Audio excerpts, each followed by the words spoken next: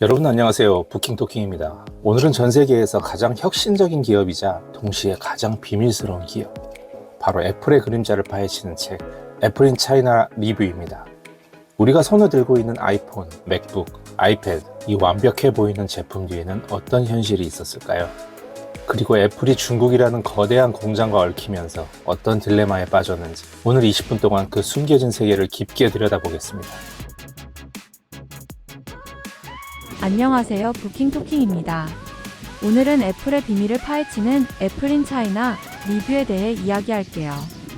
아이폰, 맥북, 아이패드 같은 완벽해 보이는 제품 뒤에 어떤 현실이 있는지, 애플이 중국과 얽히면서 어떤 딜레마에 빠졌는지 알아볼 거예요. 이제 20분 동안 이 숨겨진 세계를 함께 깊이 들여다보도록 하겠습니다. 저는 이 책에서 가장 중요한 부분이 9가지 정도로 나눌 수 있다고 생각을 합니다. 그래서 오늘 영상에서는 그 9가지 내용을 중심으로 여러분과 소통해 보고자 합니다. 첫 번째입니다. 중국 제조업이 급성장한 가장 큰 이유, 바로 애플의 공급망 전략이었는데요. 오늘날 중국 제조업의 성장은 단순히 저임금 때문만이 아닙니다. 이 책은 명확하게 말합니다. 중국 제조업은 중국이 만든 것이 아니라 애플이 만들어낸 것이다. 애플은 철저한 공급망 관리라는 무기를 들고 세계에서 가장 크고 정교한 제조 생태계를 중국에 구축했습니다. 애플은 수만 개의 협력업체를 묶어 거대한 공급망 지도, 서플라이 체인 맵을 만들었고, 이 지도는 수년간 애플만이 독점적으로 관리했습니다. 중국 정부는 여기에 맞춰 교통, 항만, 세금, 인력, 공급 체계를 통째로 재구축해버렸습니다. 폭스콘, 페가트론 같은 대형 조립업체는 한 공장에서만 수십만 명의 노동자가 아이폰만 생산하는 체제를 만들었습니다. 애플은 전 세계 최고의 생산 효율을 원했고, 중국은 전 세계 최고의 인력 동원력으로 답했습니다.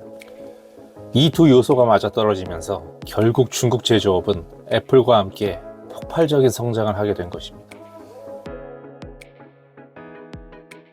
두 번째, 중국이 제공한 4가지 조건이 있습니다. 이 책은 중국이 애플에 제공한 4가지 핵심 조건을 강조합니다. 첫 번째, 저렴한 인건비, 그리고 인권 없는 노동 정책이죠. 노동자들은 하루 12시간, 많게는 16시간, 주 6일 근무가 기본이었습니다. 때로는 한밤중에 기숙사 문을 두드려 지금 당장 내려와서 생산 라인을 갈아엎어라 라는 지시를 받기도 했습니다. 두 번째, 국가 차원의 전폭적 지원입니다. 지방정부가 직접 공장을 지어주고 애플 프로젝트 전용 고속도로를 깔았습니다. 세 번째, 기술 유출을 감수해야 하는 리스크가 있었습니다. 애플은 생산시설을 중국에 통째로 가져가는 대신 중국 정부의 기술 공유 요구를 일정 부분 받아들일 수밖에 없었습니다. 네 번째, 끝없는 인력 공급입니다. 좀 전에도 말씀드렸지만 하루 만에 수천 명을 채용할 수 있는 나라, 그것이 당시 중국이었습니다. 세 번째로, 이 책의 특별한 이유에 대해서 말하고자 합니다. 즉, 스티브 잡스가 아니라 직원들의 관점에서 풀어지는 그런 책입니다.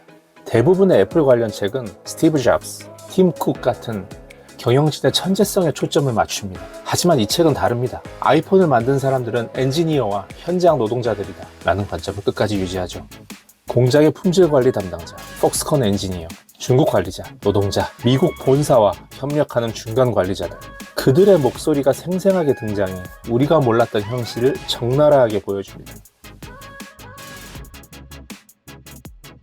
이 현실에 이어진 네 번째, 애플 혁신 뒤에 가려진 직원들 건강 문제가 있습니다. 이거는 중국, 미국 할 것 없이 애플 직원들의 건강 관리 상태는 상당히 심각했습니다.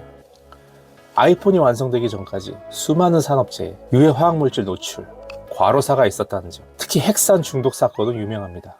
아이폰 디스플레이를 세척하는 과정에서 빠르게 말라붙는 용매인 핵산을 사용했는데 중국 현장 노동자들이 중독이 되었습니다. 그 증상은 손떨림, 신경마비, 각각 심각한 후유증을 겪었습니다. 애플은 즉시 중단을 명령했지만 이미 수백 명은 돌이킬 수 없는 손상을 입었습니다.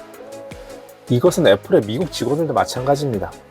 각종 암 발생이나 스트레스로 인한, 그 밖에 여러 가지 건강의 사유로 인한 많은 애플 직원, 본사 직원들조차도 건강에 좋지 않았다고 합니다. 어떤 의사는 이렇게 얘기했다고 합니다. 살고 싶으면 살을 빼시고 애플을 그만두세요. 책은 바로 이 지점에서 묻습니다. 애플의 혁신이 과연 누구의 희생으로 가능했는가?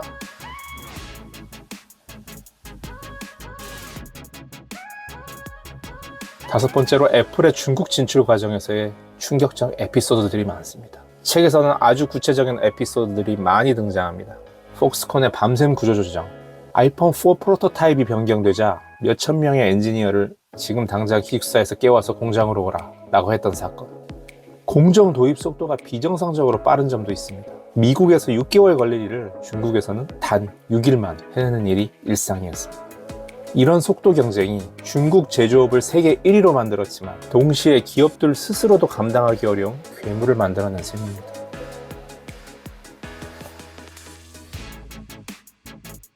아이폰 그레이 마켓, 밀수 시장이죠. 이 형성에 대해서도 언급하고자 합니다. 초기 아이폰은 중국에 공식 출시되기 전부터 엄청난 수요가 있었습니다. 홍콩, 선전, 중국 본토로 이어지는 거대한 아이폰 밀수 생태계, 즉 그레이 마켓이 생겨났고, 중국 공안은 이를 제대로 통제하지 못했거나 혹은 하지 않았습니다. 아이폰 한 대를 밀수하면 적게는 30에서 50만원, 많게는 100만원까지 남는 구조가 등장하면서 중국의 IT 밀수 업계가 애플을 키운 셈이다 라는 평가가 나올 정도였습니다. 발달하면 정치권도 입장을 달리합니다. 7번째, 시진핑 집권 후 달라진 중국 공산당의 대애플 전략이 있습니다. 초기 중국 정부는 애플을 돕는 것, 이게 결국 중국 제조업의 성장이다 라는 공식에 따라 애플을 전폭 지원했습니다. 하지만 시진핑 집권 후 기류가 바뀝니다. 외국 기업에 대한 견제가 강화되고 중국 기술 자립 정책, 반도체, OS, 제조 체계가 강화되면서 애플은 점점 중국에서 돈을 벌되 영향력은 제한하는 프레임에 갇히게 됩니다. 정부가 아이폰 사용 제한을 걸고 애플페이 도입을 막는 등의 조치를 통해 애플을 중요하지만 경계해야 될 대상으로 보기 시작한 것입니다. 마찬가지로 미국에선 트럼프가 집권을 하게 됩니다. 트럼프 집권 후 애플은 필수적으로 변화를 할 수밖에 없는 상황에 처합니다. 트럼프는 어떻습니까? 미국 우선주의입니다. 미국의 중국 견제 정책이 본격화되면서 애플은 매우 어려운 상황에 놓입니다. 중국 없이 생산 불가. 하지만 미국은 중국에서 공장 빼라고 압박. 중국은 기술 내놓고 계속 여기서 만들어라 라고 요구. 어떻게 보면 팀 쿡이 시진핑과 트럼프 대통령의 사이에 껴서 상당히 힘들었을 수도 있겠습니다. 그래서 팀 쿡은 양쪽을 달리기 위해 인도, 베트남, 인도네시아 등으로 시범적인 생산 라인으로 옮기지만 성공률은 여전히 중국의 50%도 안 됩니다.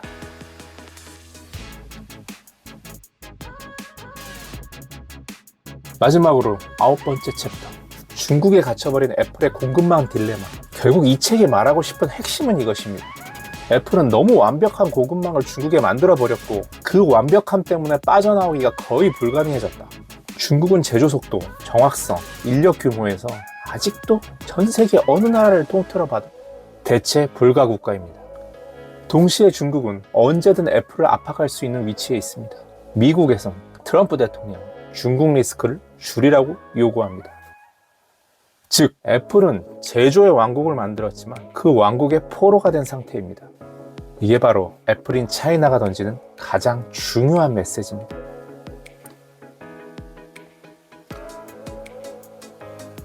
오늘 애플인 차이나 리뷰는 여기까지입니다. 이 책은 우리가 매일 쓰는 아이폰과 그 뒤에서 일어나는 현실을 가장 솔직하게 보여주는 작품 중 하나입니다. 기술의 혁신은 아름답지만 그 혁신을 지탱하는 사람들의 삶도 함께 봐야 한다는 점 다시 생각하게 만드는 책입니다. 그리고 오늘 이 이야기를 들으신 여러분, 우리가 더 단단해지는 여정 속에서 이런 복잡한 세계를 이해하는 시간들은 분명 큰 힘이 될 겁니다. 기억하세요. 당신은 혼자가 아닙니다. 이상 부킹토킹이었습니다. 좋아요와 구독 부탁드리겠습니다. 감사합니다.